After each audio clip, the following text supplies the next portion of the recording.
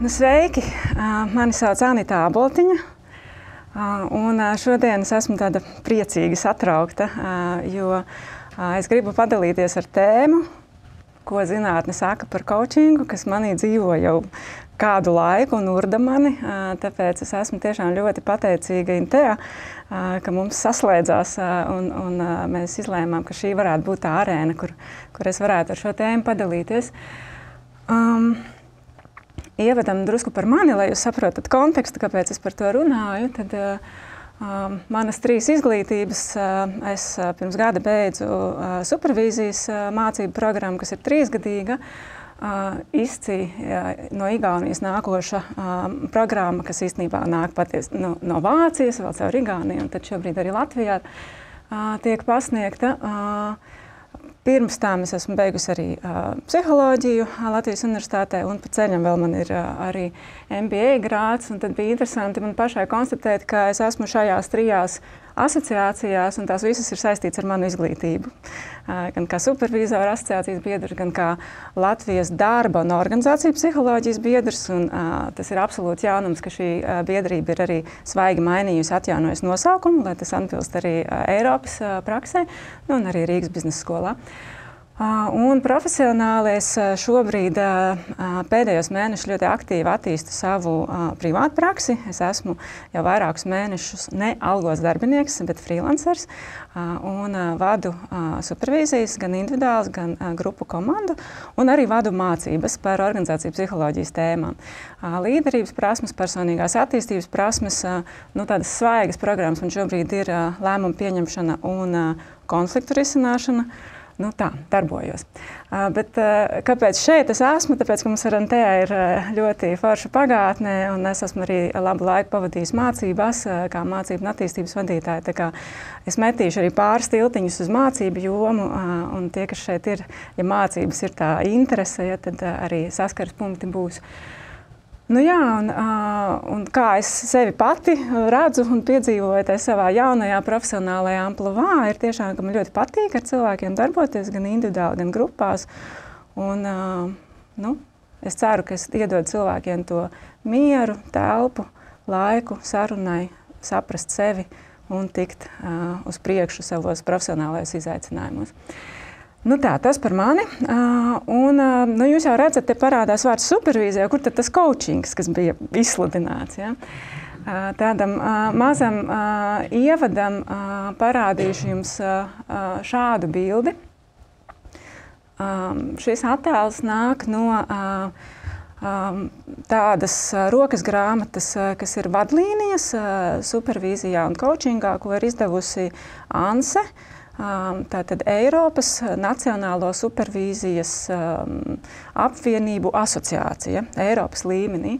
Un tas ir tāds materiāls, ko šī asociācija izdeva pirms vairākiem gadiem. Un tad, kad uz šo apli paskatās, es esmu piedzīvojis, ka cilvēkiem ir tāds dažreiz, ja? Jo pirms tam bija tāds, tur viss kopā. Mācības, mediācija, moderācija, konsultēšanas, mentorings, coachings, supervīzija. Tad tur arī tās visas profesionālās konsultēšanas formas ir. Viņas tiešām ir cieši, diezgan tuvu blakus viena otrai. Tās līnijas robežas nav ļoti skaidras, viņas arī bieži kaut kur pārklājas. Un tas viss ir par cilvēka atbalstīšanu darba kontekstā. Vai individa, vai grupas, vai visas organizācijas atbalstīšanu darba kontekstā. Un kāpēc man šī tēma sāka urdīt? Jo pagājušajā rudenī es nonācu Eiropas organizāciju psihologu seminārā, kurš tieši tā arī saucās Evidence-Based Coaching. Ja? Par pierādījumos balstīta coachinga praksi. Un man bija tāds, kur satiekas manas 2 identitātes, organizācija psiholoģija un šī te konsultēšanas forma, coachings vai supervīzija. Tātad tur Lisabonā es biju, un to 3 dienu semināru mums vadīja šī dāma, Rebeka Džons, kura arī ir autore šādai grāmatai, salīdzinoši svaiga 2021. gada grāmata Coaching with Research in Mind, kur viņa apraksta īstenībā ļoti pamatīgu metapētījumu, ko viņa ir veikusi kopā ar savu kolēģi par pētījumiem coachinga efektivitātē. Lūk. Novembris Lisabona, man bija arī daži citi iedvesmas avoti, piemēram, šādi. Tas, ko es uzzināju, ka novembrī peldas tikai baltieši un briti. Tas arī piedod tādu jauku rozīnīti tai manai interesē, bet, ja tā atpakaļ pie nopietnā, tad šie bija tādi mani divi iekšējie jautājumi, ar kuriem es braucu gan uz šo semināru, gan arī pēc tam tālāk dzīvoju. Tad pirmais, kas vispār ir pierādījumos balstīts coachings, ko ar šo jēdzienu saprot. Un otrs, kur ir tā saskaras vieta starp manām divām profesionālajām identitātēm. Tātad, kādas psiholoģijas zinātnes atziņas var izmantot coachingā un supervīzijā, ir īpaši, lai celtu pakalpojumu uzticamību. Paskatīsimies uz pāris piemēriem iz Latvijas, bet pirms es eju pie piemēriem. Vārds coachings, kurš ir dzirdējis šo vārdu? Vai visi, bet lūdzu paturiet rokas. Un paturiet augšā tie, kuriem šķiet, pat ja es nevaru definīciju iedot, bet es tā kā, saprotu, kas ir coachings. Tā kā saprotu. Ok, jā. Vārds supervīzija, kurš ir dzirdējis? Lielākā daļa arī visi, Vai es saprotu, kas ir supervīzija, pat ja nemāru definīciju iedot? Tā kā mazāk, Okay. Un trešais vingrinājums, coachings, man pirmā reakcija, tas tā kā ir, laba asociācija, vidēja asociācija, slikta asociācija. Parādiet man temperatūru telpā. Es varu pateikt uzreiz, man ir pozitīvs pret abām, tā kā man nav predispozīcijas. Jā, tev ir šitāds. Ok, jā. Kaut kas pa vidu es redzu, tāds, neviennozīmīgs, Ok. Supervīzija, kāda ir sajūta, kur tas ir? Nav viedokļi, bet tiem, kam ir, tiem ir šitāds, Jā, ir iekļauts nosaukumā super. Super. Pareizi. Un tad man īstenībā ienāca prātā paskatīties, kā tad Latvijā publiski sevi promotē coachi, vai viņi arī kaut kādu tiltiņu met tur uz to zinātnisko pamatu vai nē, kā tas izskatās. Paskatīsimies pāris piemērus, jūs jau pamanījāt, kas man būs pirmais objekts. Have you ever noticed how many successful people seem to wear the same outfit every day? Think of Steve Jobs, Mark Zuckerberg. They all follow this pattern. It's not just for convenience. It's a strategy for attracting success. Let me explain. My name... Sapratāt domu, It's a strategy for attracting success, Par cilvēkiem, kuriem ļoti maz drēbju, garderobē. Es drusku jau saprotu, tad es drusku velku vienu uz zobu un viņi tālāk paskaidro, ka tur ir kaut kāds racionāls rezons.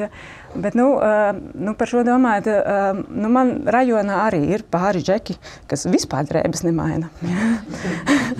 un kas staigā, un viņus var redzēt, ka viņi ir ļoti laimīgi ar dzīvi, tur darba dzīves līdzsvars perfekts, uz darbu vispār nav jāiet, viņus var satikt dienas vidū uz ielas, tais pašās drēbēs, par ko šitien stāsts, es aiziešu atpakaļ uz prezentāciju. Un ja paskatāmies pašas Lienas profilu, tad laikam viņa baigi pati tam savam padomam nesako, diezgan daudz to drēbju. Es savas prezentācijas laikā tādus vairākus salīdzinājumus skatīšos, kas nenozīmē, ka viens ir balts vai melns, bet tie būs kaut kādi salīdzinājumi jēdzieniem vai konceptiem. Un tad viens ļoti tipisks, ko mēs sadzīvē piedzīvojam, ka cilvēki jauc korelāciju un cēloņu sakarību, jeb kauzalitāti. Vai tas, ka tu drēbies vienā veidā, tev aizvedīs pie tās veiksmes, kas pieder tiem cilvēkiem, kas ģērbjas vienā veidā. To sauc par heiristiku, jeb domāšanas kļūdu, kas ir pieejamības efekts. Tātad, tuvākā informācija par šiem cilvēkiem mums liek domāt, ka visiem tā ir. Piemēram, es arī biju pie 9 klasniekiem karjeras dienās par profesijas izvēli. Un man viens 9 klasnieks saka, ka viņš domā, ka vispār laikam nemācīsies tālāk, jo Steve Jobs taču nepabeidza augstskolu. Tad tā viņa loģika ir šāda. Ja Steve Jobs nepabeidza, kļuva ļoti veiksmīgs, tad, lai kļūtu veiksmīgs, nevajag pabeigt augstskolu. Un tādu piemēru ir daudz. Es dažus smieklīgus paskatījos arī internetā. Viens, smieklīgs, bet pēc tam padomāju, reāli piemēri mums ir slimnīcas izraisa nāvi. ļoti liela, vai salīdzinoši liela daļa cilvēku, kurus aizved uz slimnīcu, tur nomirst. Ja? Un tā tālāk. Ja? Jūs saprotat, par ko ir stāsts, ja tad šī neprecīzā uztvere, kas ir cēlonis, kas ir sēka, un vai īstenībā tur ir šī cēloņa saku saikne, vai tomēr tā būtu tikai saikne starp diviem lielumiem. Vēl viens piemērs būtu, ka ledus pārdošana palielina slīkšanu. Jo tad, kad pieaug ledus pārdošanas dati, tad arī pieaug noslīkušo cilvēku skaits. Kāda pārdod ledu?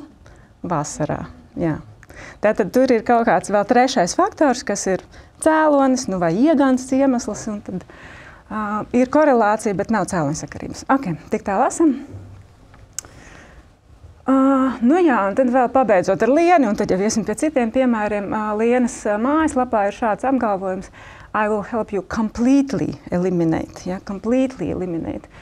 Tad pilnībā novērst šķēršļus. Es nezinu, varbūt ir kāds Lienas klients šeit. Un kādam ir arī labi ar viņu. Noteikti viņai ir sava auditorija, nav šaubu, ka arī lietas notiek. Ja? Bet, kas man tur būtu sakāms no zinātnes viedokļa, pirmkārt, ka īstenībā nav daudz nozīmīgu pētījumu par coachinga pieejas ietekmi uz coachinga rezultātu. Tad, kādā veidā strādā, ar kādām metodēm strādā coach. Tad tas viens piemēriņš, kas man ir ielikts, tas bija tāds mazs salīdzinoši uz studentu auditoriju, ļoti tipiskais pētījuma dizains, kur tika mērīts, kā strādā risinājumu vērsti coachinga jautājumi pret problēmu vērstiem jautājumiem. Un tad tiem risinājumu vērstiem jautājumiem ir pozitīvāks efekts uz noskaņojumu, pieaug pašefektivitāte, bet tad pētījumi ierobežojumi. Auditorija studenti, intervence tikai 1 stunda un mērījums ir stundas sākumā un stundas beigās. Ja? Ļoti grūti attiecināms uz reālo dzīvi. Ja?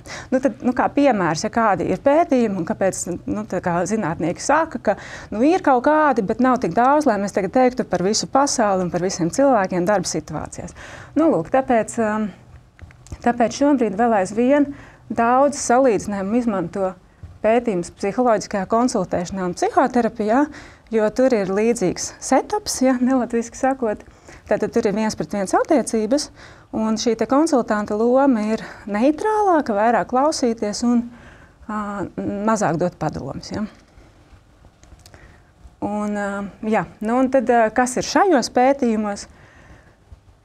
Šādi rezultāti. Ja? Tad, no tā rezultāta, kas ir cerams pozitīvs, ja psihoterapijai 15% dod terapijas skola un izvēlētās metodas, tad kaut kāds efekts metodēm ir, bet salīdzinoši neliels.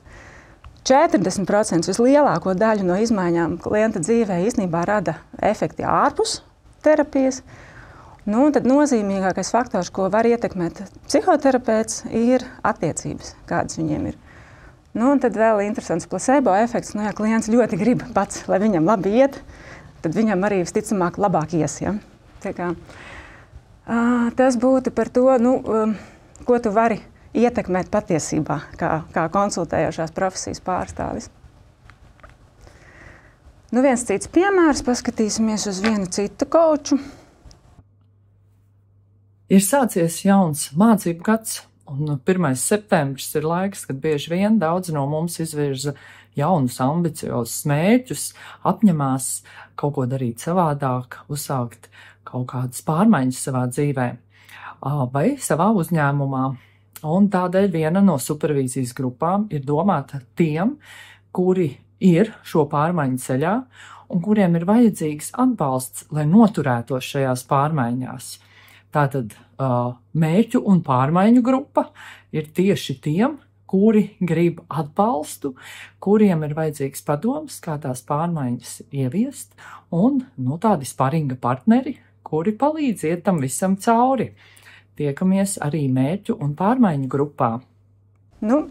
Savādāka noskaņa, vai ne? Salīdzinājumam, tāds difūzs, ja tas apsolījums, kas tieši tur notiks, ja tajā grupā, bet apsolījums par klātbūtni, par kopā pētīšanu, tāds tas apsolījums. Šī kompetence, nenoteiktības tolerance ir arī kā pirmā kompetence minēta šajā manis jau norādītajā ANSAS izdotajās vadlīnijās par supervīziju un coachingu. Tātad tās vadlīnijas runā par abām konsultāciju jomām. Un viņi tās kompetences, kas tur apkopojas, tur pār pa 20, ir drusku arī sadalījuši, kas vairāk attiec uz supervīziju, kas vairāk uz coachingu. Tad šī numur 1 vienlīdz lielā mērā vienādi ar vienu definīciju attiec uz abām profesijām. Ja? Vismaz pēc šīs Eiropas organizācijas skatu punkta, ka jā, tā ir diskusija un refleksija par konfliktiem, ļaujot izskanēt pretrunīgiem skatījumiem, kas var mainīt perspektīvas un mērķus. Tā ir spriedzes tolerēšana un dažādu jūtu un emociju izpēte, kas raisās konsultēšanas procesā. Supervīzori to sauc par saturēšanu, saturēt to klienta visu, kas viņam galvā ir, gan emocionāli, gan kognitīvi. Tad, jā, tai Katrīnas piemērā es šo ļoti tieši nolasīju. Tad es vēl pāris tādus salīdzinājumus pastīšos, kas tad īsti ir tas coachings un kas tad īsti ir tā supervīzija. Par sevi tad jūs jau sapratāt, es esmu supervīzors, es neesmu certificēts coach. Man ir ļoti pozitīvas emocijas pret coachu un arī coaching metodas mēs esam mācījušies supervīzijas mācību procesā, tā kā es šo un to no tā izmantoju, bet es neesmu certificēts coach kā pamatprofesija. Ja saku coachings, tad kas ir pirmās asociācijas, kaut kādas iedodiet man idejas? Māca, kā ir īstenībā. Māca, kā ir īstenībā, ja? Paši coachi teiks, ka tā nav, tā mēs nedarām, ja? Uzdod jautājums. Uzdod jautājums, jā. Es domāju, ka varbūt profesionāli attīsta personību. Jā, par attīstību. Jā, profesionāli attīsta personību. Ok. Ir šis te priekšstats, vai ne, ka māca, kā dzīvot. Ja? Interesanti, no kurienes viņš nāk, jo vai starp mums ir kāds coach certificēts? Jā, un kā jums izklausās tas māca, kā dzīvot? Tā nav, jā. Ok, labi. Ieviesīšu kaut kādu skaidrību. Interesanti, ka neizskanēja viena versija, kas ir īstenībā arī diezgan plaši atpazīstama definīcijas daļa, un tā man arī šeit būs pirmā uz ekrāna par mērķiem. Tad coachings ir mācīšanās un attīstības metode ar mērķi panākt izmaiņas uzvedībā. Tad izmaiņas uzvedībā, tā ir viena definīcija, jā, ka tur ir tās diezgan fokusēts tas skats, ka mēs gribam, lai coachējamais kaut ko izmaina, un viņš pats arī grib izmainīt uzvedību. Ja. Bet tas ir tikai viens no variantiem coachingam, tāpat kā supervīzijai ir dažādas tās definīcijas. Un arī tiešām coachinga skolas atšķiras, jo tad, kad es pēc šī brauciena uzvanīju savai eks-kolēģei un arī organizāciju psiholoģijai Līgai Leimanai, kas maģistra darba ietvaros pētīja coachingu Latvijā, un es viņai stāstu par tiem iespējiem no konferences, un viņa tā, paganīt par kādu coachingu tu tagad runā, jo tā viņas skola, ko viņa ir mācījusies, ir ļoti tāda, tāda klasiska, kur galvenā metode ir saruna. Savukārt, coachi iedalās ar visādos tur apakšveidos, un arī ir skolas, kas iet plašumā ar metodēm un izmanto tur sistēmiskos sakārtojumus, simboliskās metodas visādas, ja?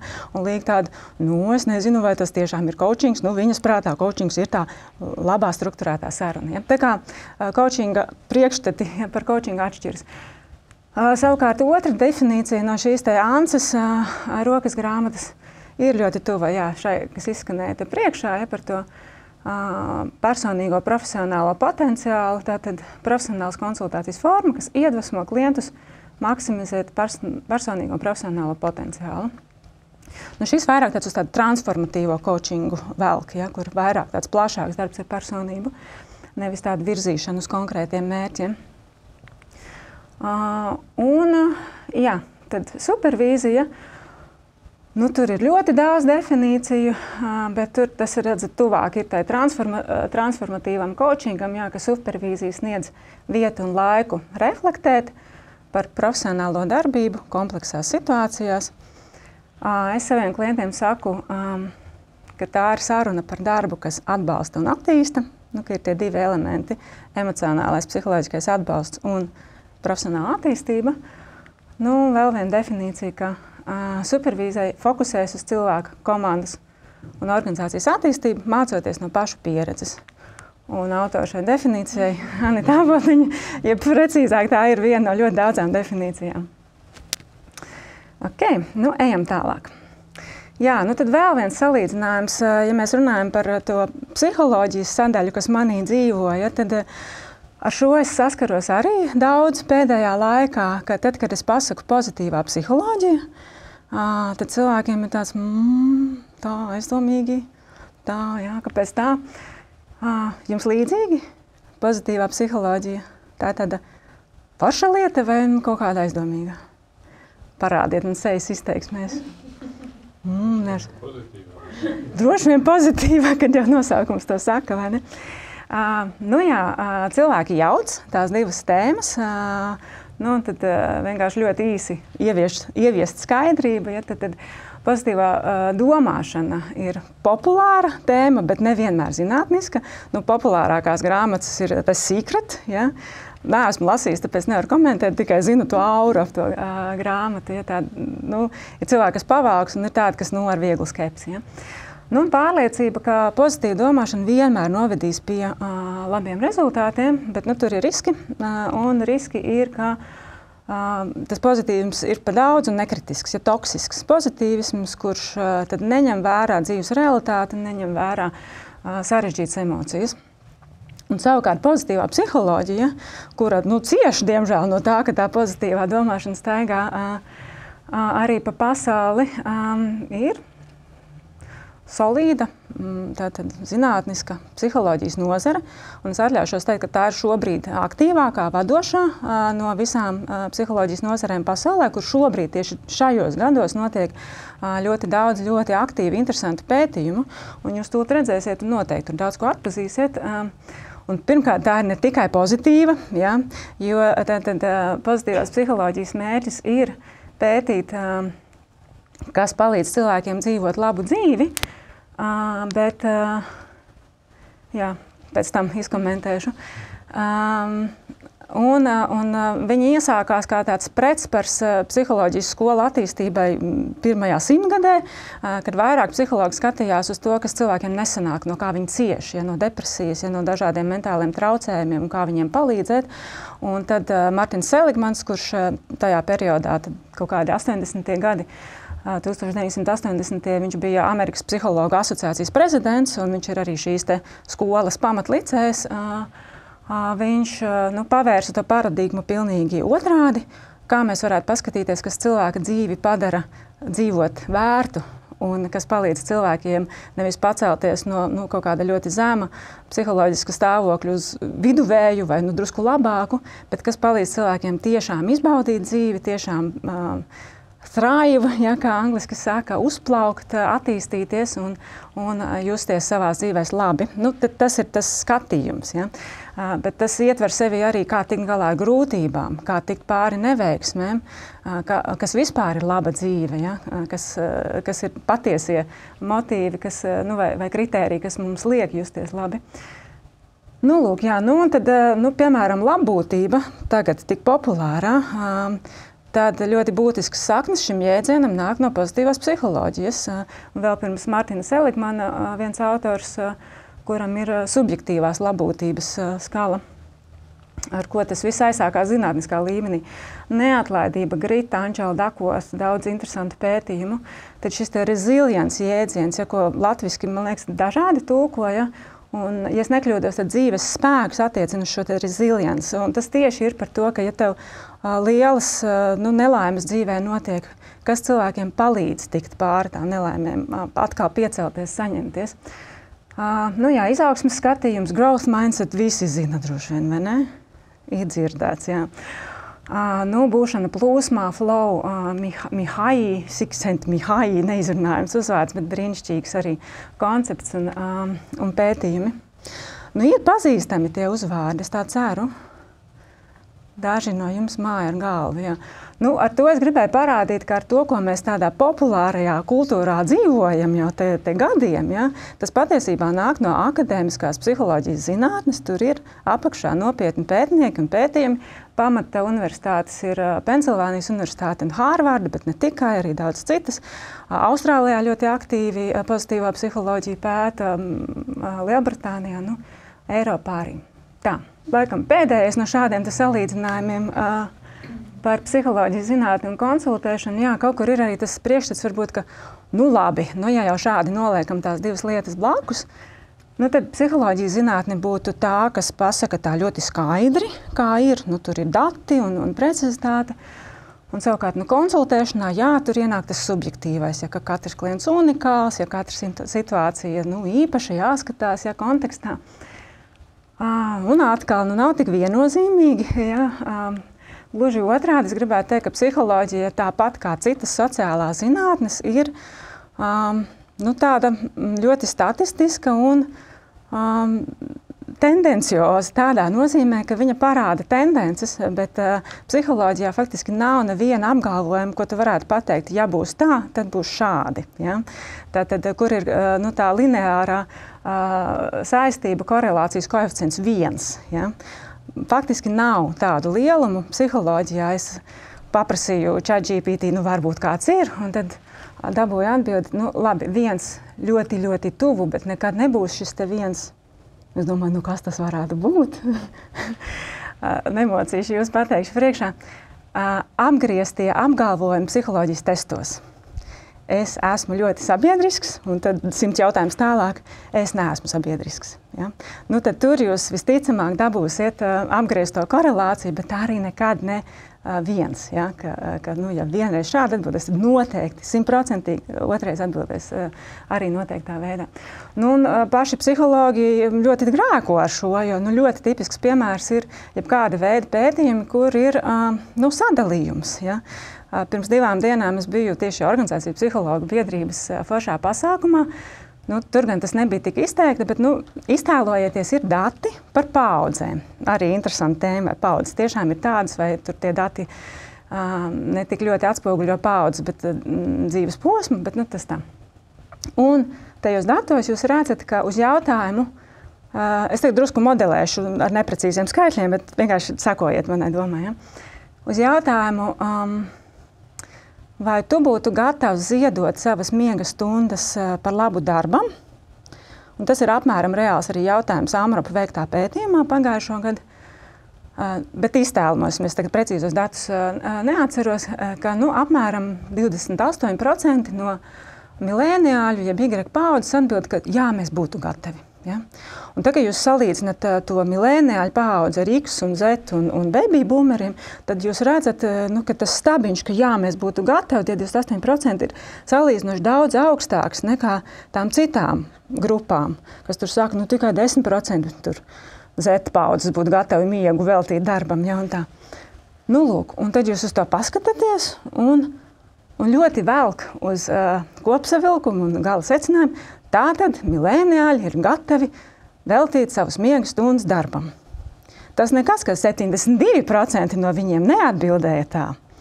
Ja? Un, protams, jūs varat teikt, ka salīdzinot ar citām grupām, tad starp milēniāļiem ir vislielākais īpatsvars to, kas ir gatavi veltīt tās miega stundas darbam. Bet ļoti, ļoti mums pašiem ir paslīd kāju uz to vispārināšanu un vienkāršošanu. Ja? Tā kā jā, tad ne tikai psihologiem, bet visiem pārējiem sevi vajadzētu regulāri pieskatīt uz to, kā mēs atsaucamies uz datiem, cik mēs vispārinam vai nevispārinam. Un saprotam, ka vienmēr tur tais grupās būs kaut kāds sadalījums. Un tad pienākot beidzot pie tās gaļas, ja tai manai prezentācijai par tiem pētījumiem, un ko viņi saka. Akadēmiskie pētījumi par coachingu un supervīziju, jā, šobrīd ļoti strauji pieaug tas pētījumu skaits. Protams, ka tā ir vēl salīdzinoši jauna joma, un arī jāteic, ka ne tikai psiholoģija pēta coachinga efektivitāti, ja tā ir vispār menedžmenta zinātne, tur organizācijas uzvedības zinātnes, visādi tur apakšveidi, bet kopumā tās ir sociālās zinātnes, ja, kas pēta to efektivitāti par supervīziju ir mazāk, bet arī pamazām sāk attīstīties. Un tas pamat jautājums ir, vai coachings strādā.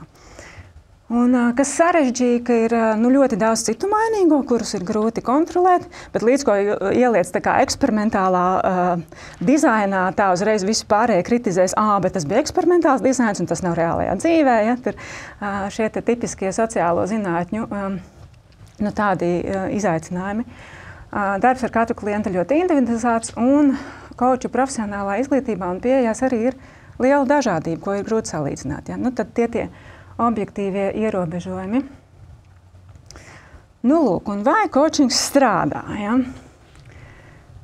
Tad Rebekas Jones grāmatā, uz kuru arī atsaucos, ir pārskats par 117 pētījumiem par coachingu un tā efektivitāti.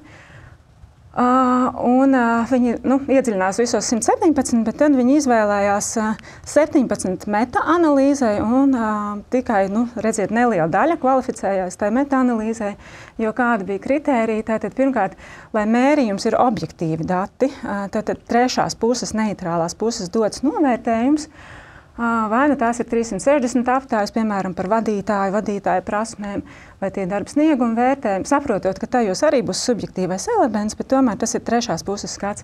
Un tad interesanti, ka pašvērtējumu, kad cilvēks saka, pirms coachinga, emocionāls jūtos, tur tā nepārāk, un pēc coachinga saka, emocionāls jūtos lieliski. Ja?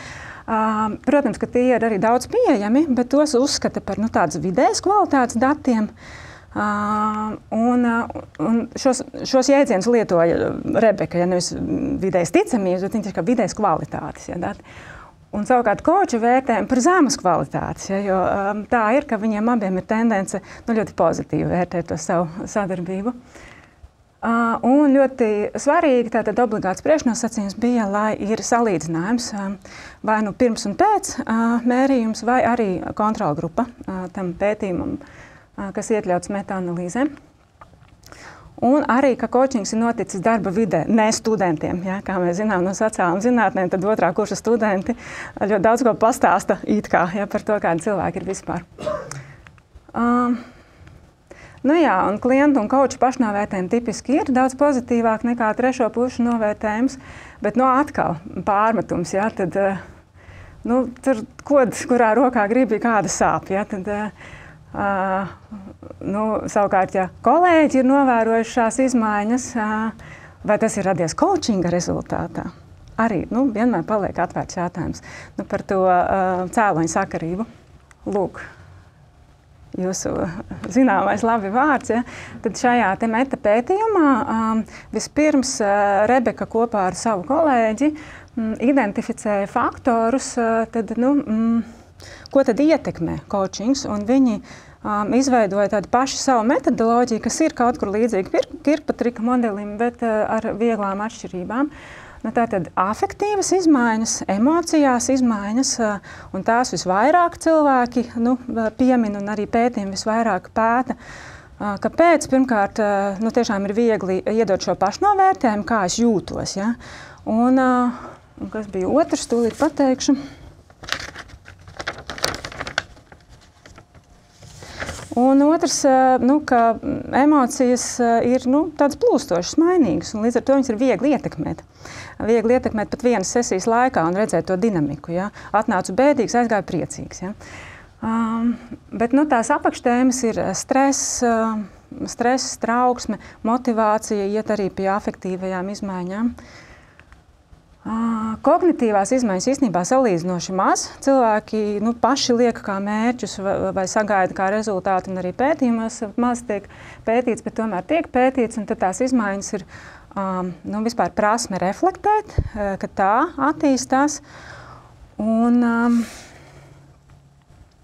kā vēl viens piemērs, labāk izprast komunikācijas procesu, piemēram, ja, kas ir tāds kognitīvs mērķis coachingam. Tad vēl divas grupas uzvedības izmaiņas, kas ir tiešām prasmi līmenis, attīstīt tīklošanās prasmes, attīstīt tās pašas komunikācijas prasmes, un pēdējais izmaiņas rezultātos, izmaiņas konkrētu darba mērķu sasniegšanā. Jo coachingā arī diezgan tipiski klients atnāk un saka, man vajadzība, man vajag ieviest projektu X, ja, un kopā ar koču es gribu iziet cauri vairākās sesijās, kā labāk ieviest projektu X, un tad tas rezultāts ir ieviesa projektu X vai neieviesa, ja, ļoti, ļoti izmērāms. Ja. Nu, un tadam! Jā, coachings strādā. Visvairāk izmaiņas šajā rezultātu daļā, bet vienlaikus tas ir diezgan loģiski, jo ar to arī klienti atnāk, kā ar pasūtījumu, ka es gribu izdarīt lietu X, nu, un tad arī kopā uz to strādājot diezgan liela varbūtība, ka arī izdosies sasniegt lietu X, bet arī ir tiešām zinātniski izmērāmas izmaiņas afektīvajās un prasmi šajās te komponentēs.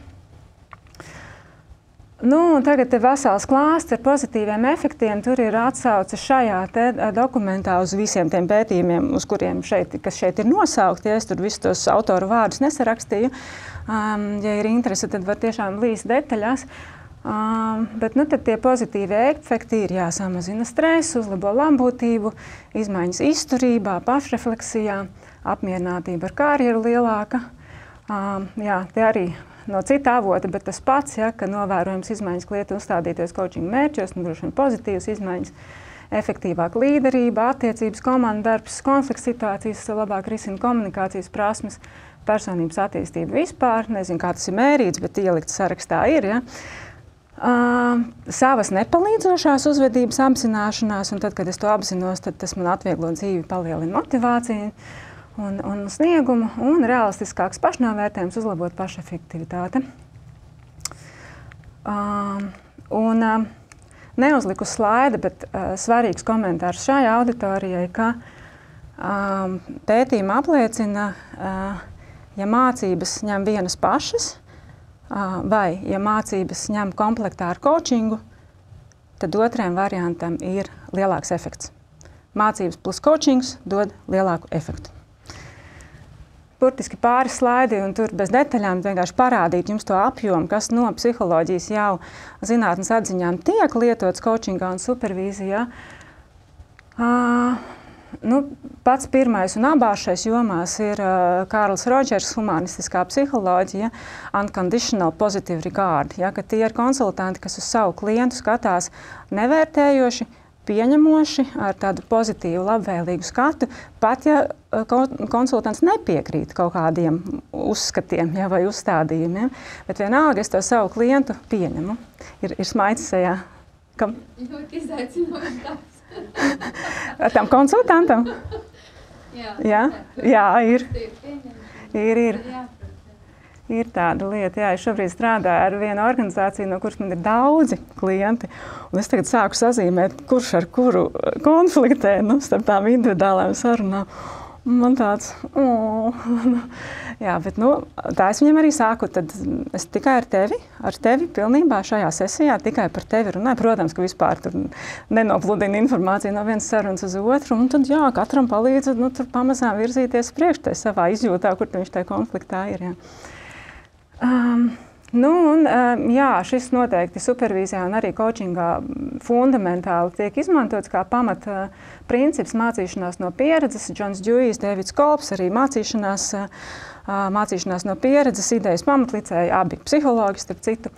Kolba mācīšanās aplis, pieredzē balstīta mācīšanās, experiential learning theory, un no abiem citāti, it īpaši no Džona Džujija, mēs nemācāmies no pieredzes. Mēs mācāmies no refleksijas par pieredzi.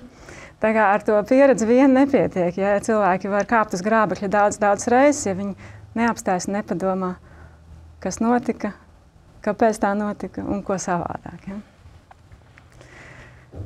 Vēl, kas tiek izmantots, jā, pašefektivitāte, tā ir tāda, nu, ticība saviem spēkiem, pārliecība par to, ka es varu. Mērķu izvirzīšanas teorija, tur, starp citu, ir 1000 pētījumu no dažādām jomām, ja, kur ļoti skaidri ir šis secinājums. Jā, mērķu formulēšana strādā, ja, un specifisks izaicinošs mērķis novedīs pie labāka snieguma. Jā, tas ir zinātniski pierādīts jau daudzkārt. Tad mentālā kontrastēšana arī no tādas mērķu likšanas. VUP koncepts, Gabriela Otingena, ja nemaldos, austriete. Atkal izglītības psiholoģija, kā zinātne, no kuras nāk šis koncepts, kurš tiek diezgan izmantots arī coachingā. Wish, outcome, obstacles un what if plan.